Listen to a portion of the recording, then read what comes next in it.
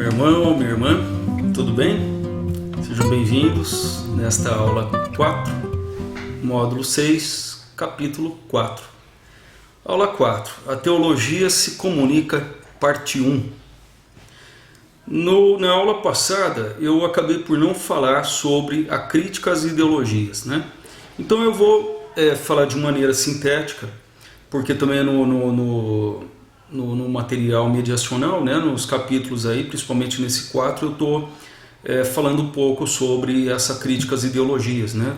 Acho que também no capítulo 3 eu comentei, eu falei, trabalhei alguma coisa sobre as ideologias. Então, o que são ideologias? São ideias, são conceitos que são formados dentro de um aspecto cultural, né, entre aspas, não seria uma atividade cultural, né, um conceito, uma ideologia, mas de maneira coerciva, né, de maneira impingida, ou seja, imposta de forma obrigatória, só que não de maneira consciente. Uma ideologia é uma ideia, um conceito que é fabricado, né, que é fabricado por determinadas fontes, né, ou então por costume, por um hábito que vai se criando, né, e essas ideias, esses conceitos vão se sedimentando dentro da sociedade e servindo de regras, né, como se fosse uma cultura realmente, né, entre aspas, cultura, tá? Por favor. Como se fosse de fato uma cultura e fosse obrigado, como por exemplo a ideologia de gênero, né? A ideologia de gênero foi um conceito que foi fabricado, né? Provavelmente com uma finalidade de mercado, de comércio, e essa ideologia de gênero foi se disseminando, começou na Europa e isso foi se disseminando e de repente chega aqui no Brasil, como chegou em todas as partes ou quase em todas as partes do mundo, obrigando, né, as crianças e adolescentes e jovens e velhos, adultos e de terceira idade a repensar a sua sexualidade, né, o seu gênero, e criando 34 formas de opções de sexualidade, né? Sim, o que acontece? É um confinamento, é um encerramento de possibilidades, né? Porque isso parece uma possibilidade, mas isso daqui é um atrofiamento existencial, porque você não está vivendo a existência do ser, você está vivendo a existência, a possibilidade sexual, e não a existência do ser completo, como um ser sexual, psicológico, cultural, político e tal. Se concentra por demasia, né, numa opção. Então quer dizer que uma ideologia ela aliena a pessoa, né, e obriga essa pessoa a pensar por demasia nessa situação, né, nessa opção que ela tem, né, nessas várias opções, entendeu? Como se tivesse realmente fosse obrigado então a pensar. E existem várias outras ideologias dentro do mercado de consumo, dentro do nosso mundo, né? As ideologias do consumo de carne, ideologia do consumo de bebida alcoólica, ideologia do cigarro.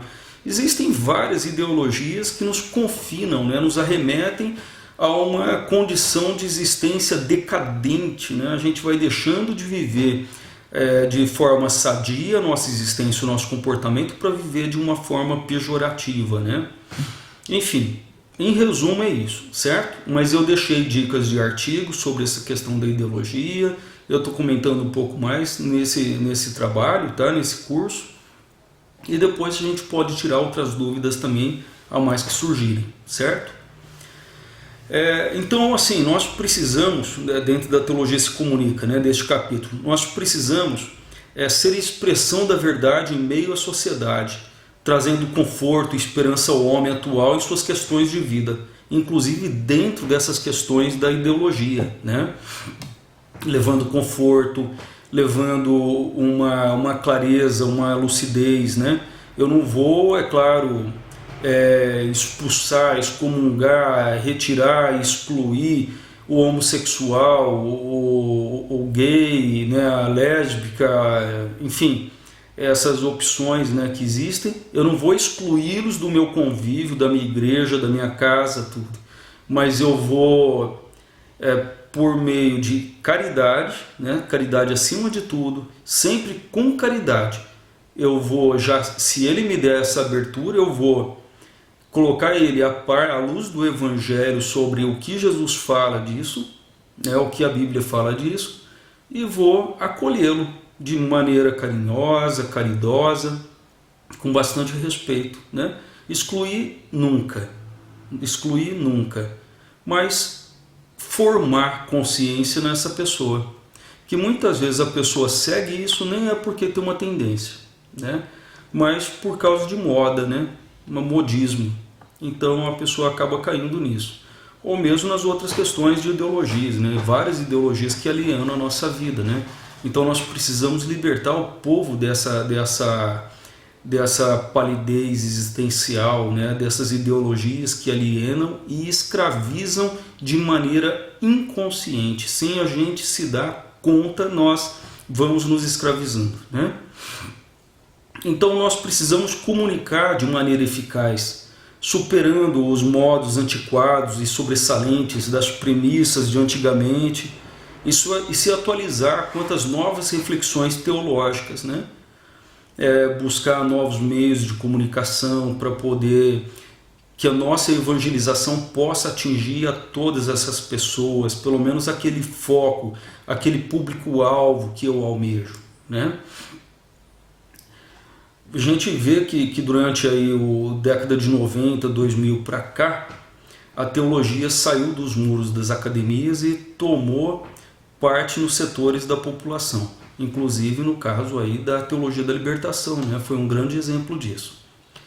E o ser humano, enquanto agente e promotor dessa teologia, ele foca nos problemas de maiores necessidades e responsabilidade social, certo? O homem, por ser racional, social, histórico, cultural, político, espiritual, psíquico, ele é multidimensional e se estabelece nas relações sociais, né?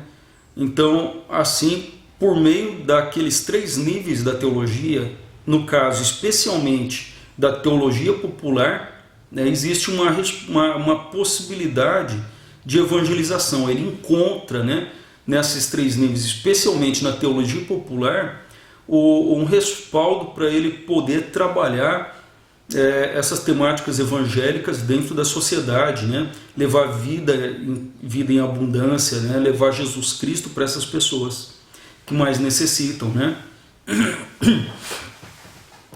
Então nós precisamos levar aos mundos esses valores cristãos grafados, né, em nosso ser,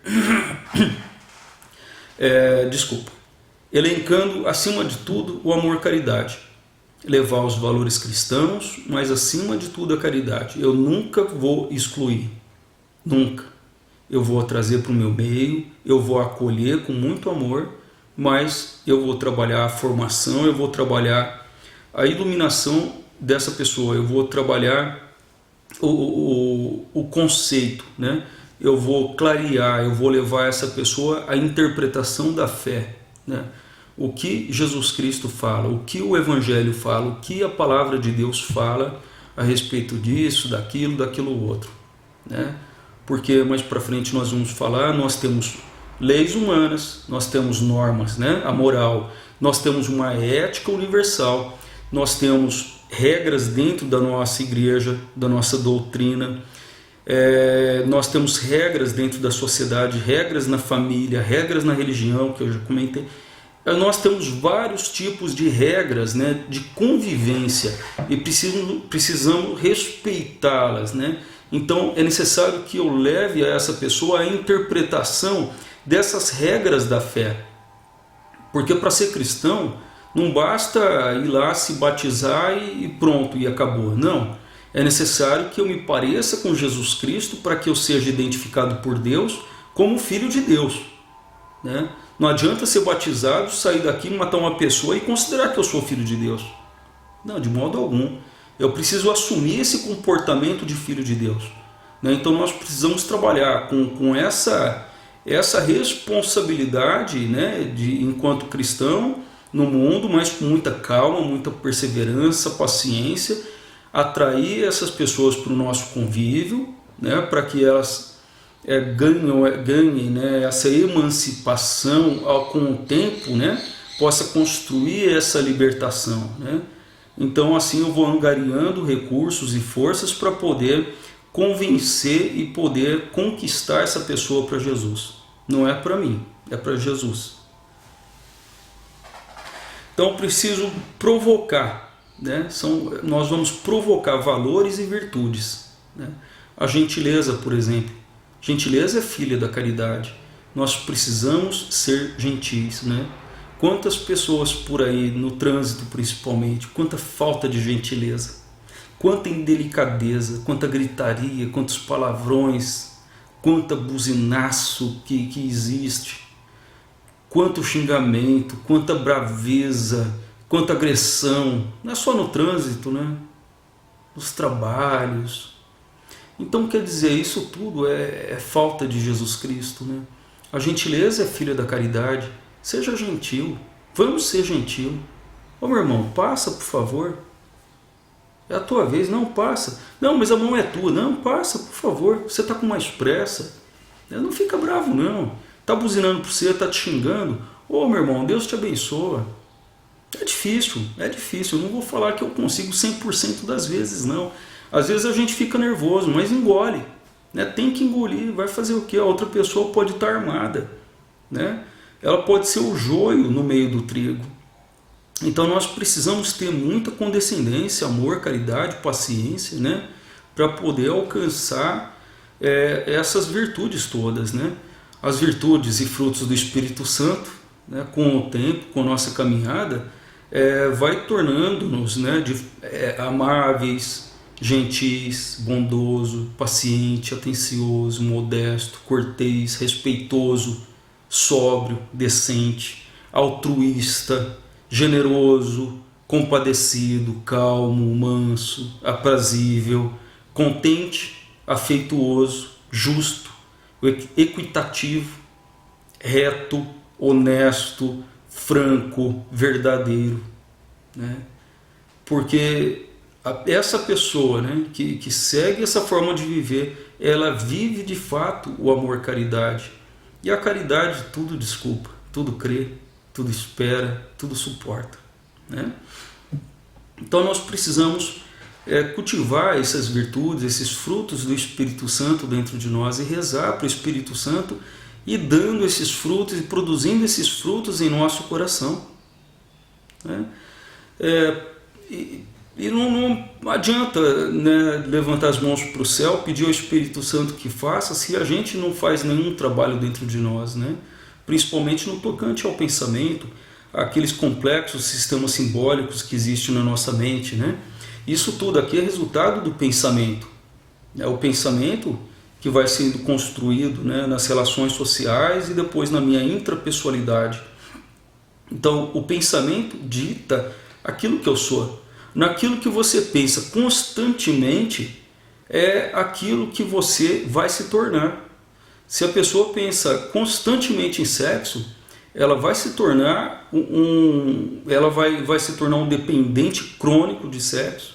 Se a pessoa pensa extremamente, todo dia, constantemente, no ódio, em filmes de matança, em jogos de videogame, de Doom, sei lá que nome que existe de videogame, né? Isso daí é importante saber para poder trabalhar com a juventude, né? Então nós vamos nos tornando aquilo, né? Se eu vejo muito jornal de televisão, isso daqui só traz catástrofe. Não é conhecimento de informação de mundo, não. Isso daí, os jornais de televisão, novela, essas coisas, só trazem pra gente essas coisas ruins porque é isso que dá ibope. É porque é isso que o povo vê, entendeu? O que Nero fazia para agradar o povo? Jogava os cristãos tudo lá pro leão. Oferecia pão e circo. Roma era assim. Oferecia pão e circo, cesta básica, jogo de futebol e matança e tudo mais, porque isso tudo é jogo. É ideologia que aliena e escraviza. Nós somos filhos de Deus. Precisamos alimentar os nossos pensamentos com coisa boa, com coisa grande e alta do Espírito Santo, da fluidez do Santo Espírito no nosso pensamento. Então nós precisamos cativar e cultivar esses bons pensamentos em nós, de forma otimista, de forma perseverante, de forma carinhosa, de forma amorosa, de forma condescendente, de forma calma, tranquila, e pedindo ao Espírito Santo, né, que vai transformando o meu coração e dando-me respaldo nas palavras, no coração, nos sentimentos, para que eu possa ir me aperfeiçoando, me santificando e ser de fato esse reflexo de Deus para o outro, e amar cada vez mais o outro, a Deus que está no outro, né? Então é assim. Agradeço, muito obrigado por mais essa aula, Deus abençoe e até a próxima.